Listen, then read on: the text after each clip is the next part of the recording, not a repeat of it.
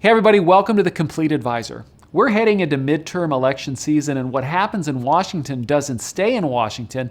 It shows up in your client's tax bills. Now, today I'm sitting down with Washington insider and tax expert Becky Swansberg to talk about what's actually at stake this cycle and a backdoor tax increase most advisors have never heard of, and it's one that doesn't even require a vote in Congress. This one you'll want to bring straight into your next client conversation. So let's just dive right into it. So we're heading into what feels like some very interesting things going on. I don't want to be, I'm not like a political commentator per se, but because I'm in sales, like you never get to give your own opinion anyway. But it seems like the Democratic Party is doing some interesting things with the candidates that they are putting out there, which you and I off camera could have a whole discussion on the primary system and is it flawed or not. But we've got a lot of interesting candidates. We've got a lot of big elections. I think the Senate is always, at stake or up in the air, not at stake, but up in the air. So what are you watching? That's the real question. Well, yeah, I mean, you can't live in America without being aware that there is a midterm election coming up. Yep. It is everywhere. And it's an interesting one because, as we think about our clients and particularly different policies that might be changing, the midterms are not likely to make a big impact directly. Whether or not the Democrats can take the House and or the Senate, we still have President Trump in the White House. So legislative initiatives that Democrats may want to put around tax policy, economic policy, are probably dead on arrival. Yeah. And if the Republicans maintain control, they've passed One Big Beautiful Bill Act. We've had a lot of the signature legislation.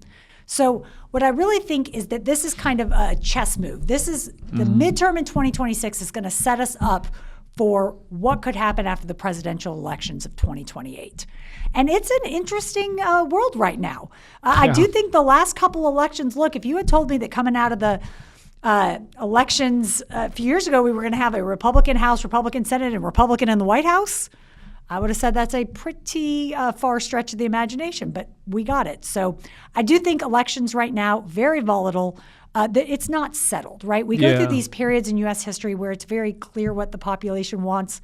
We are not in that right now. The population cannot decide what it wants. It's going back and forth. But is it possible from your perspective, and having watched this? And by the way, if you've never heard Becky talk before, she's been on the show multiple times. You've worked in the White House. You've worked with senators.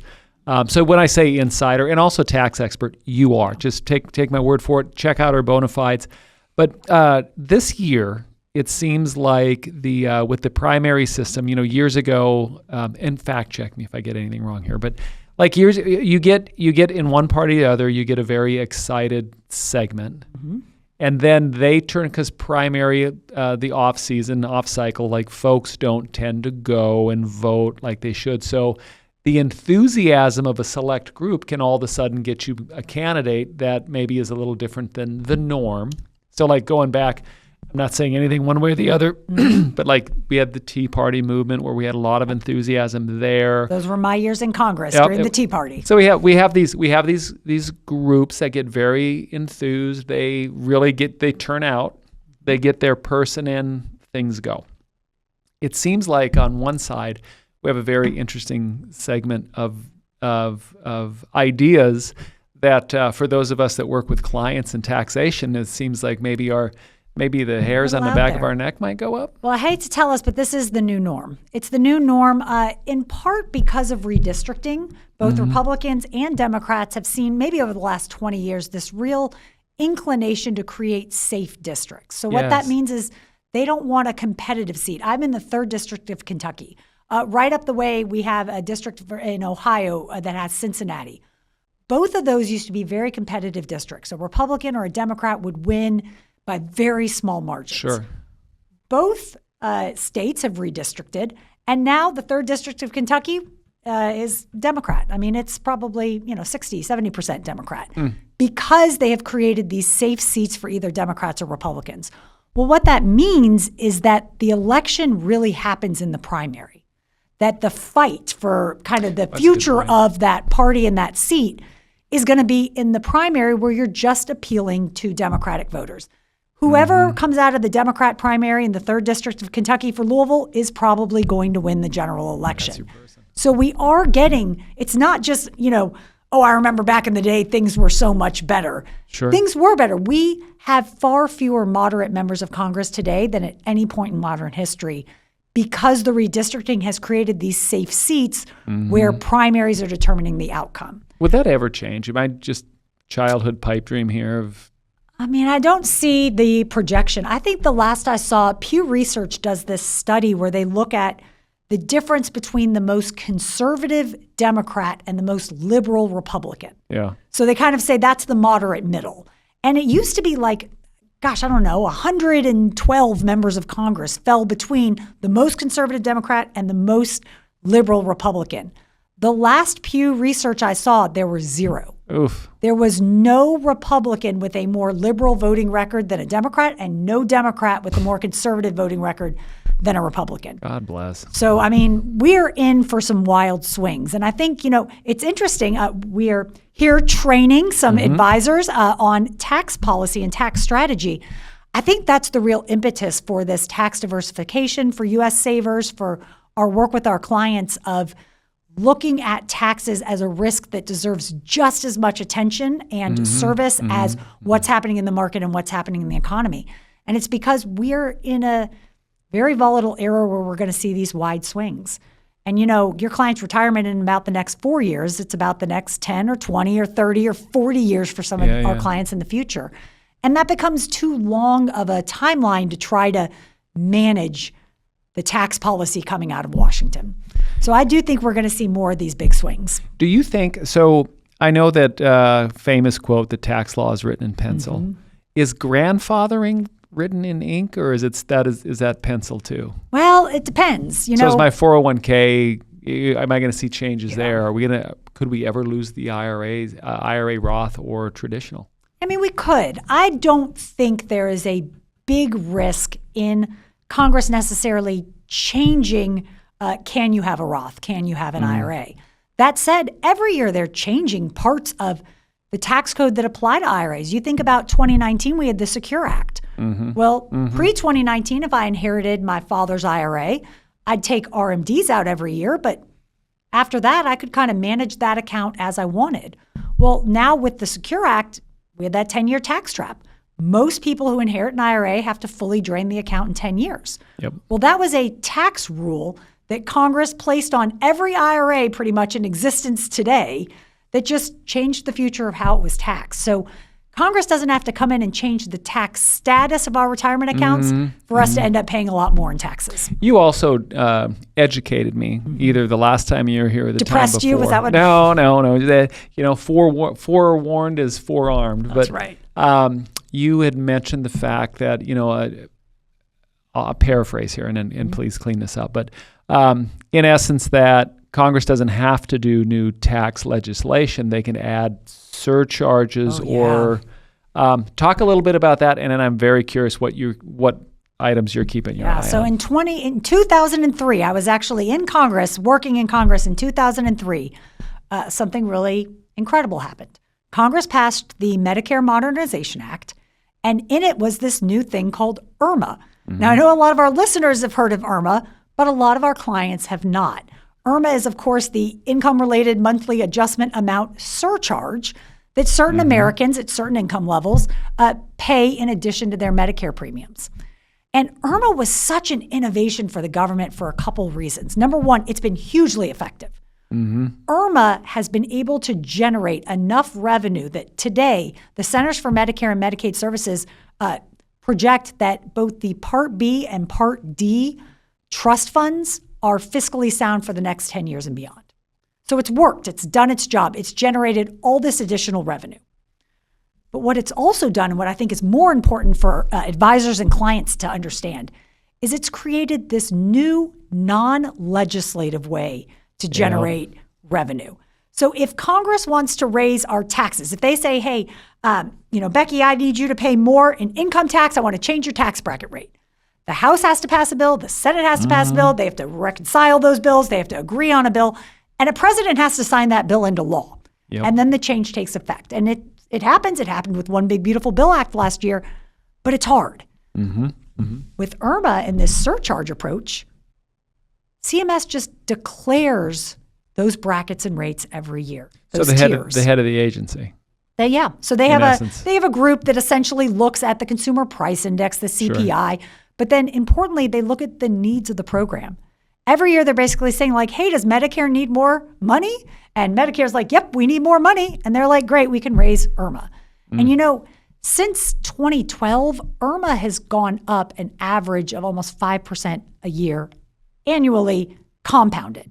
And these past few years, we've really seen that ramped up. I think in 24, we saw maybe a 6%, 25, just under 6%. And last year to this year, we saw a 9.1% just for that lowest tier of IRMA. So Congress, I think, kind of has its eyes big that like, look, they don't have to take the political risk of raising taxes. We can generate more revenue outside of the legislative process administratively. And I think we're going to see more of it. So when I'm talking with advisors and clients about kind of how we're thinking about tax-free assets, they're not just protecting us against changes in the tax code to your bracket, to the amount of income applied to that bracket.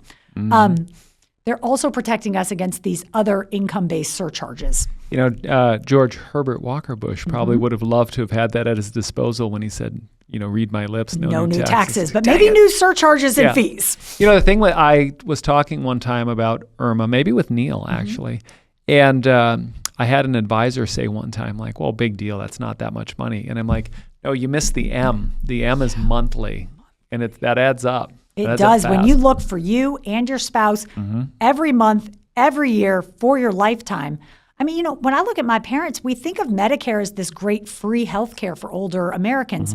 Between premium and IRMA payments, my parents pay as much for Medicare as I pay in my private insurance. Bang. So it has really been a way, I always say to advisors, like the clients that come to us for help need our help with their retirement assets because they've done a good job saving. They've done a good job earning and a good job saving, and now they need to turn that into income.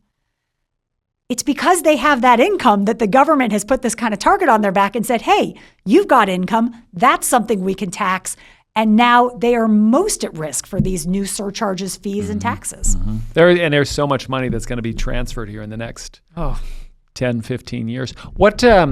So key things that you're keeping your eye on. So it is August. I don't even know the date today. It's the 20th. So what are some key things you're keeping your eye on? You want to make any bold predictions or so bold predictions? The great thing about predicting elections is it's like the weather. You can be wrong all you want. Everything changes. The one prediction I know will be true is a lot will happen between now and November. But from today, I think the Democrats have a good chance of taking the House. I think the Republicans hold the Senate, maybe by a vote, maybe by 2 votes. It's going to be tight.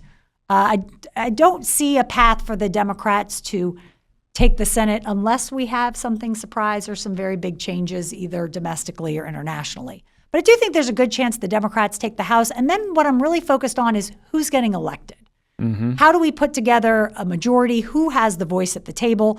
Is it people that are moderate and willing to negotiate? Or increasingly it's looking like, is it elected officials that really want to stay true to the more activist arm of the Democrat Party? And then, that isn't necessarily bad. It can create standstill. And I don't mind if Congress does a little less rather than a little more, but it definitely changes the dynamics. It is a self-protection mechanism from the tyranny of the people, if you will. That's right. But I do think the real question isn't just who takes the majority, but what kinds of officials are being elected and do they amass power? The Tea Party had a lot of power to stop legislation. They never got a lot of power to pass legislation. So, not that they were never successful, but a lot of times a kind of coalition on one side is better at stopping than starting. So it'll be very interesting to see what happens. That'll be interesting. You said something today that I will take and I will ponder because I'm a great ponderer. But the fact that, really I'm gonna misphrase it the way you said it, but in essence, the really important that primaries are more important for the flavor of what is out there. I hadn't thought of that before. I just thought like, okay, well, Party X just put somebody out there that's crappy. That when they get to the main election, the general election, they're just going to get crushed because they're too far one way or the other.